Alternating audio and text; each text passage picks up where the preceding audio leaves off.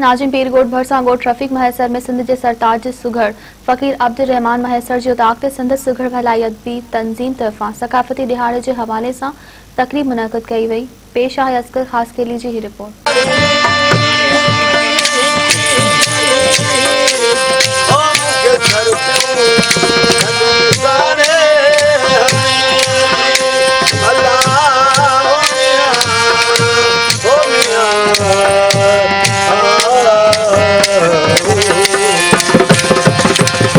असांजी सिंध सुघड़ अदबी भलाई तंज़ीम जेका हिते सॼी सिंध में कमु पई करे उहा हिन वादीअ मेहराण ऐं वादीअ हिन मेहराण चैनल सां गॾु आहे ऐं मां शुक्रगुज़ार आहियां मेहराण टीवी वारनि जो ऐं जिन असां सम्झूं था त को तक़रीबन 15-20 सालनि खां वठी हिन सां वाबस्तगी आहे ऐं उहे ही मेहराण वादी वारा जेके दोस्त गॾु थिया आहिनि सिंध जा बहादुर ॾहेसर ऐं महिमान नवाज़ सक़ाफ़ती माण्हू जन में माना ॿ टे माना गंज मशहूरु आहिनि ऐं सिंध जे हवाले सां असां माना शौर सां वॾो मल्हायूं था ऐं सिंध मेहराण टीवी वारनि जा असां सिंध धरतीअ वारनि जा वॾा थोराइत आहियूं जन ही असांखे माना ॻोठ करे सॼो जहान बणायो आहे।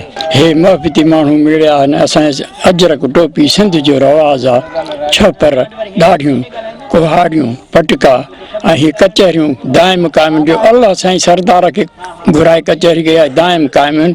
असांखे वॾी ख़ुशी आहे जो तव्हां आया असांजे अलगुर्जी वारा ॻाइण वारा नड़बैत वारा जेके बि आहिनि सुघड़ असांजा भाइर ख़ुशीअ सां असां इहा ख़ुशी मल्हाई आहे सिंधी सखावत जी बिस्मिल्लाह। साईं मुंहिंजा ही असांजो देश ही असांजो वेस ॿियनि वेसनि खां निमाया आहे। हर माण्हू लिबास सां सुञाणंदो आहे। जेको अजरक आहे इहो कंहिं बि ॿिए मुल्क में न आहे।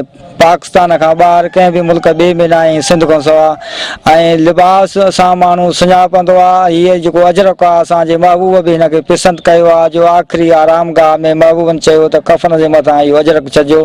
हीअ अजरक हीअ पग ऐं वेस सिर्फ़ु सिंधी माण्हू जेको करे थो ॿिए खे ईअं ॾाए पग ॿधणु कान बि अचे जीअं सिंधी ॿधे पियो। जीअं त हीउ प्रोग्राम उस्ताद अब्दुर रहमान महसर सुघड़ जे रहाइशगाह ते खलील रहमान महसर वटि थियो आहे। हीउ ईद खां वधीक ॾिहाड़ो आहे। एकता जो ॾिहाड़ो असां पुरजोश अमन सां मल्हायूं था।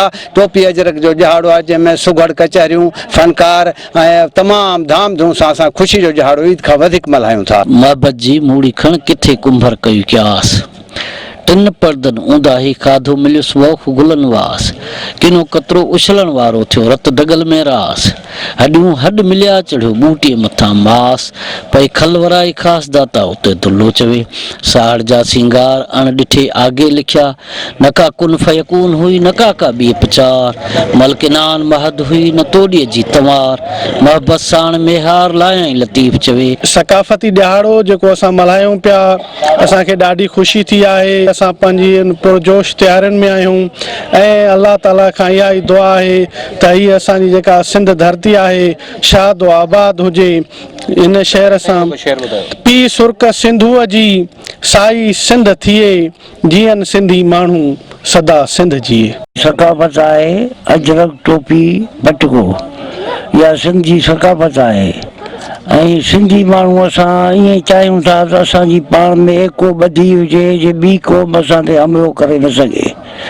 कई क़ौमूं आहिनि कई आहिनि मुल्क में दहशतगर्दियूं आहिनि ॿियूं आहिनि असांजा ॿेट आहिनि सिंध जा जेके असां सिंधियुनि जा आहिनि ॿिए कई जा बि न आहिनि।